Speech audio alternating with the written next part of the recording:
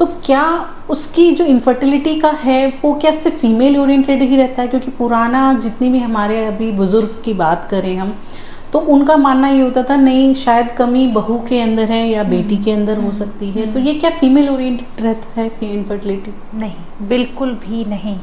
आज की डेट में अगर हम निसंतानता की बात करें तो अगर मैं 100 मरीज देख रही हूँ तो 100 में से 40 पेशेंट्स में लेडी का कारण निकलेगा, मतलब फीमेल फैक्टर निकलेगा।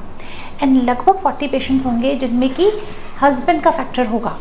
स्पर्म काउंट कम है, मोटिलिटी कम है, या आपस की सेक्सुअल रिलेशनशिप नॉर्मल नहीं है, तो इक्वल कंट्रीब्यूशन है।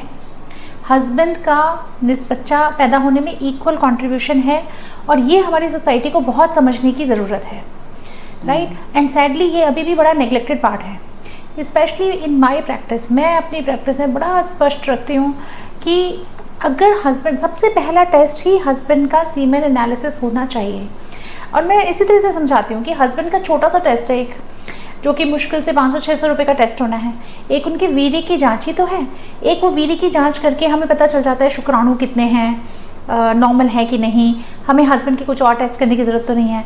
एक वो टेस्ट करने के बाद ही लेडी के बाकी सारे टेस्ट होने चाहिए।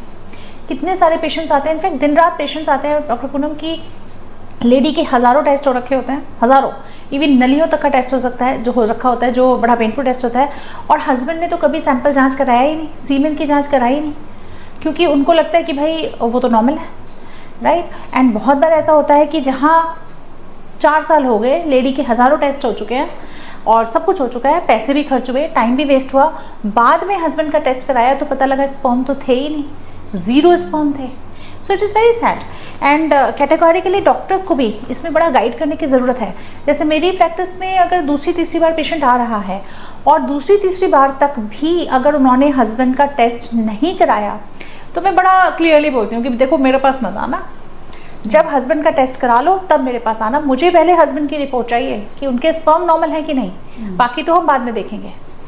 तो ये बड़ा इम्पॉर्टेंट है। जैसे अगर हम रूरल एरियाज़ की बात करें तो वहाँ रूरल एरियाज़ में जनरली जो परसेप्शन होता है, उनकी जो सोच होती है वो ये होती है नहीं जी लड़के का खान पान तो बहुत अच्छा होता है, बहुत स्ट्रॉन्ग पर्सनालिटी, मतलब एक तरीके से उसको कंसिडर किया जाता है, तो वो क्यों कराए जांच।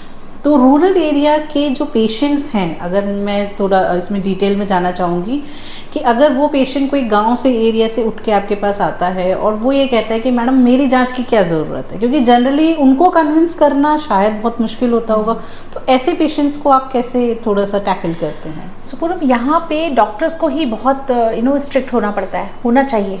जैसे हम डॉक्टर हैं, हम समझ सकते हैं कि मेल फैक्टर उतना ही इम्पॉर्टेंट है, राइट। तो मैं तो साफ बोलती हूँ, मैंने जैसे कहा कि अगर तीसरी चौथी बार तक हस्बैंड की रिपोर्ट मेरे हाथ में नहीं है तो मैं उनको बोलती हूँ कि मेरे पास मत आइएगा इलाज के लिए, राइट।